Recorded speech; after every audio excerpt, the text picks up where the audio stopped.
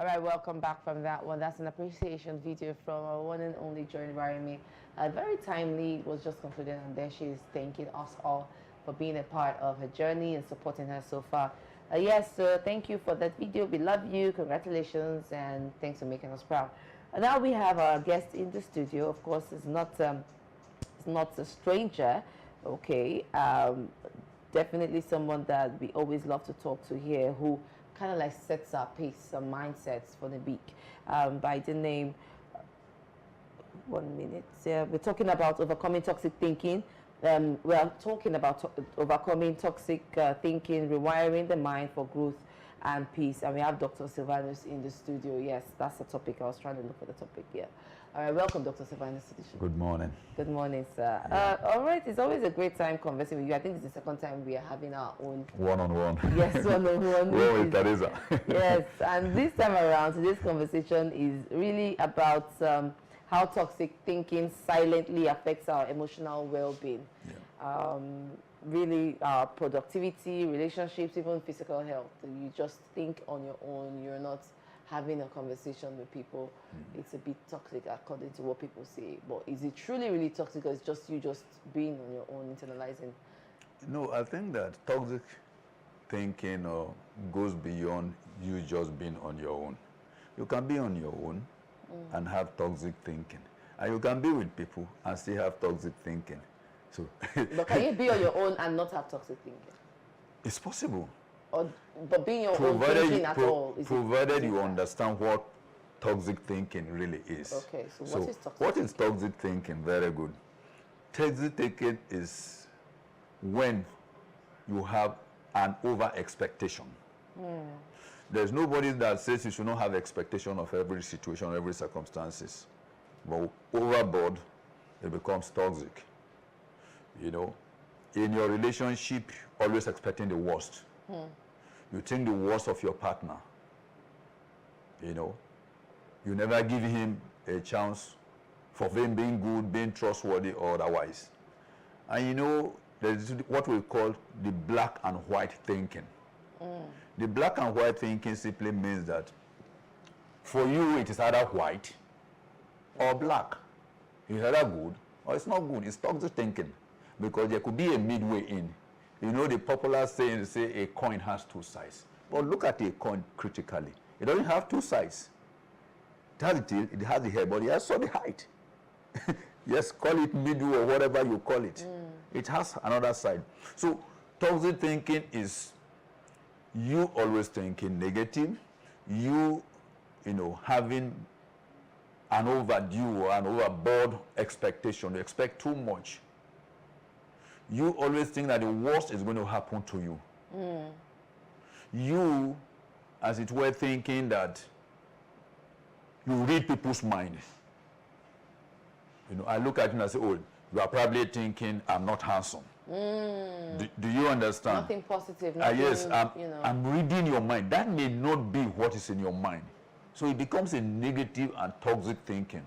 Another thing is assumption. You also assume. And I tell people, so how common is this toxic thinking? It is very common, because most people think that it's just the normal way. I mean, it's a normal way of life. That's just the way I have to think. You never have imagined that the world tells you the cup is half full or half empty. It's kind of compared to the black or white thinking. There could be a midway. Don't always, you know, when you think perfection, perfection, perfection, perfection might be your ultimate goal to achieve in life. But in reality, you need to go through a process to get to that perfection. So in between, oh, because I am not there, I'm a failure. No, it shouldn't be so. You are a success in progress.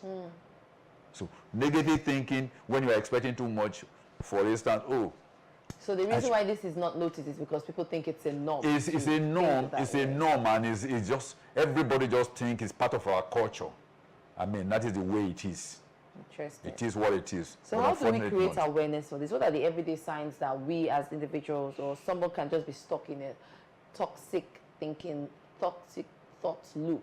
How do we notify ourselves? How do we know that, okay, no, this is toxic? How do we call ourselves back? How do we notice that? Number one, when you have toxic thinking, you become depressed. You become depressed. You become stuck in life. You just think that you have failed. You don't see any future. You don't see any prospect. You don't see any good thing ahead of you. In fact, you are hopeless. And you should at any time be hopeful, because life most times do throw you obstacles, do throw curbs at you. Does not mean that life wants to end you or is happening to you because you are a failure. It's not so. So what do you recommend? I mean, I know you recommend journaling, you know, and naming thoughts. Yeah. So how do these practices help, bring clarity? When you are in that state where you have negative thoughts or toxic thoughts dominant, what you need to do is to journal them, write them down. What is it really about? What is it I am really thinking about? You see, and you name it. For instance, I'm not good enough. I can't do that business. That is the toxic talk that is in your mind. But the real thing there is self-awareness. You lack the self-awareness. You don't have that confidence that I can do all things. I can achieve it. All I need to do is prime myself up. You understand? For instance, you procrastinate. I'll do it tomorrow. I'll do it tomorrow. You do it tomorrow. And why should I do it now? There is still time. There is still time. It's a negative thought. What is the underlying factor? You simply lack time management. When you think of poverty, oh, how can I survive? Things are difficult. Yeah. These are negative thoughts. You have to label it and pin it down to financial literacy. Do you get the way I'm bringing it up now? Yes. So Label when you are able to stuff. name it, you are able to label it, you will now know exactly. You know the undercurrent. I'm doing this because I lack this. Because I'm not self-aware. I don't know who I am. Or I lack this skill.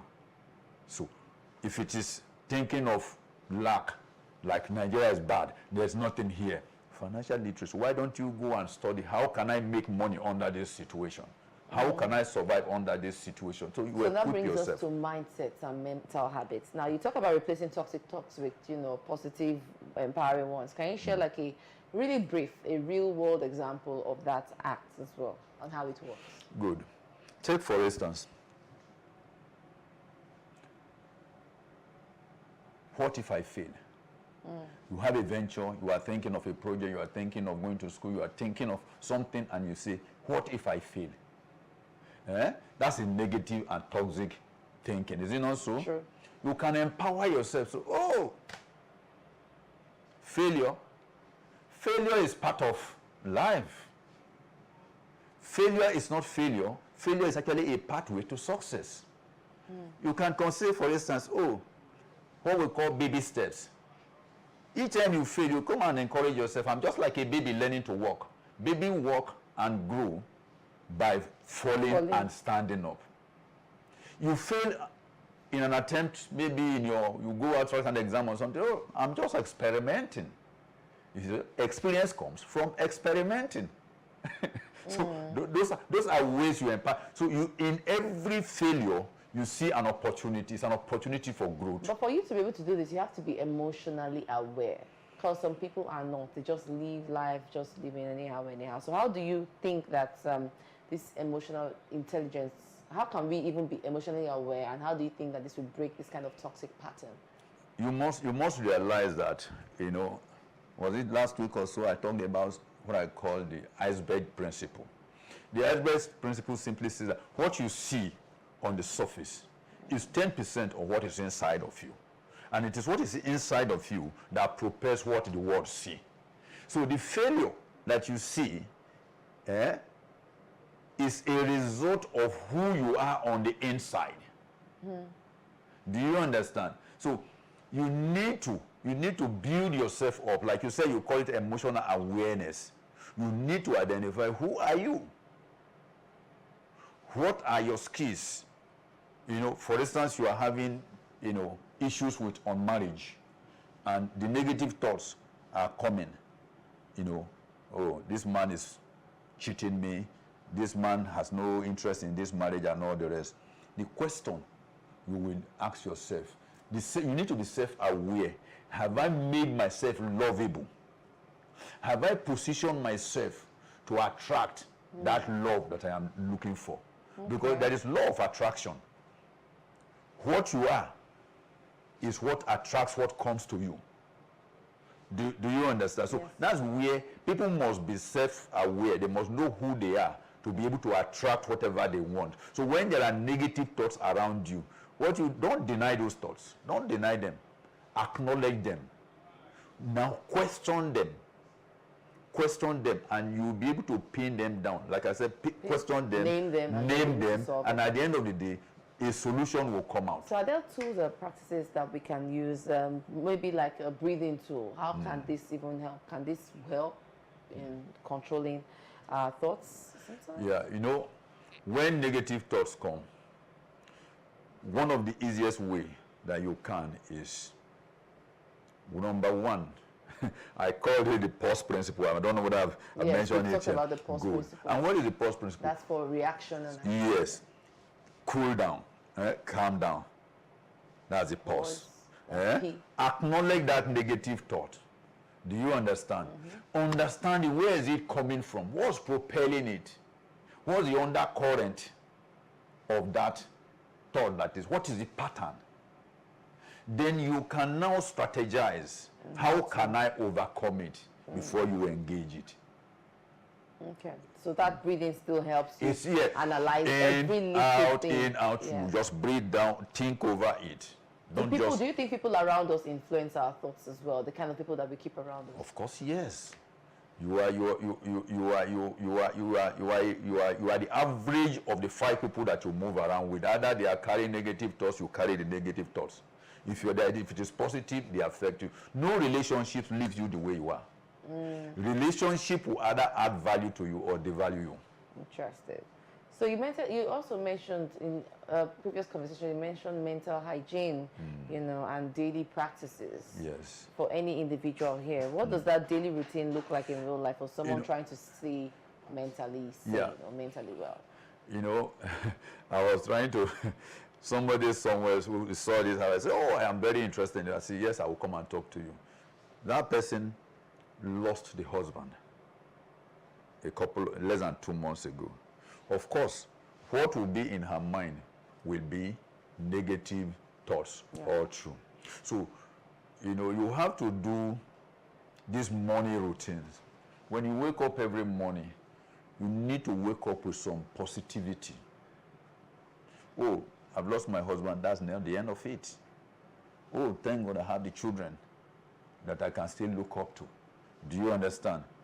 So you wake up every morning as a morning routine, be positive and seek clarity for what will happen to you that day.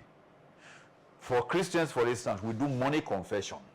You understand? Oh, this day is going to be a great day. I've been empowered. I'm led by the Holy. You just confess and, as it were, load yourself internally with positive thoughts, expecting something positive. Then, the next thing you do is that at the end of the day, in the evening, I ask you to maintain a gratitude pad. In other words, you look at the day, name at least 3 items that you think were wins for you for that day. Toxic thinking, we always done everything that day was bad, negative. But search yourself. There must have been something positive. I'll give you an example. The same road you passed to work and you came back safely. Somebody went through that same route and got killed in an accident. So at the end of the day, oh, thank God, I am alive. I didn't die in that accident.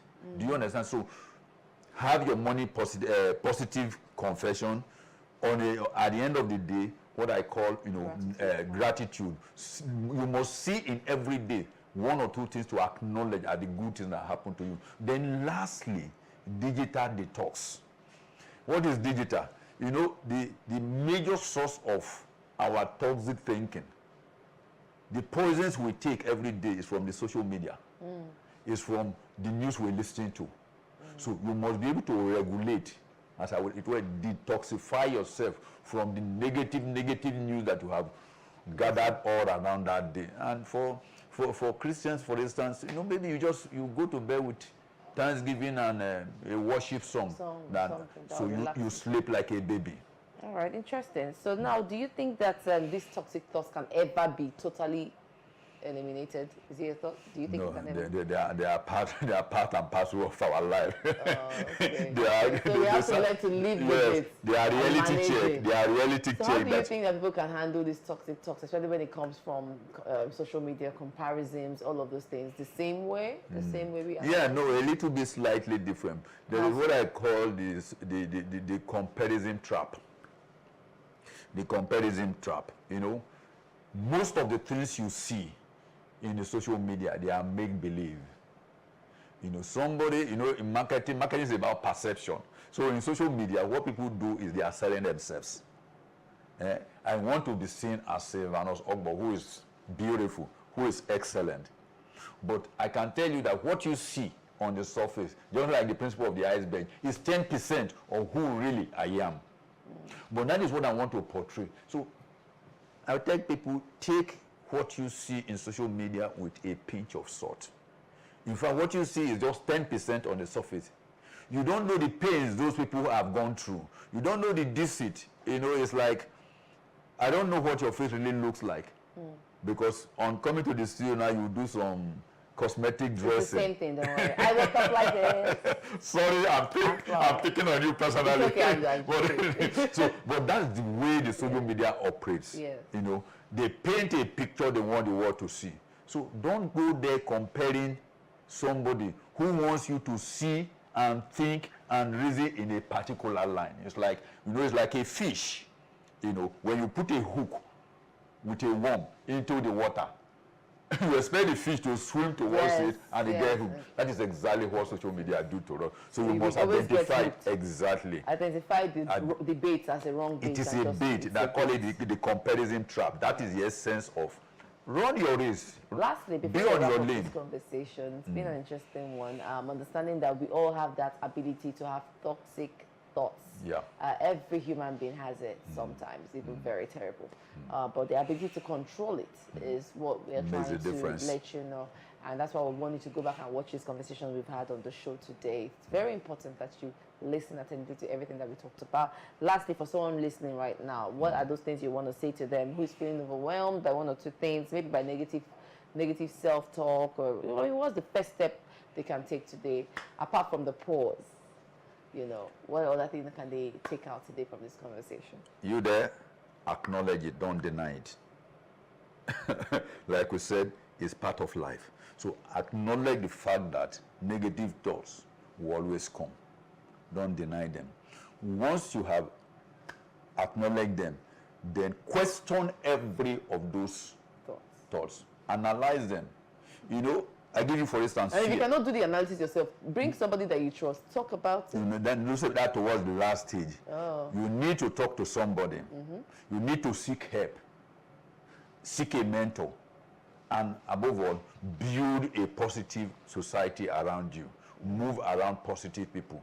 You cannot be moving with negative people, with negative thoughts, and expect to behave otherwise. So, search, analyze, drop some of those your relationships, pick new ones up, learn, unlearn, and relearn. Don't forget to journal down. Very important. Yeah, very important. Thank you so much, Dr. Sylvanus. My pleasure. Thank you for being a part of the show, and thank you all for listening as well. I'm sure you enjoyed the conversation we had today. Real quick, we have a word for the day, and this one is from Rocky Balboa. He says, remember, every champion was once a contender that refused to give up. Okay, so yes, don't forget that everyone that is at the top, they started from somewhere and they just kept on going. All right, I will see you tomorrow for another terrific Tuesday. Of course, fingers crossed, we'll be here live and direct. Have a great time and enjoy the rest of your day. Happy New Month, everybody. Bye for now.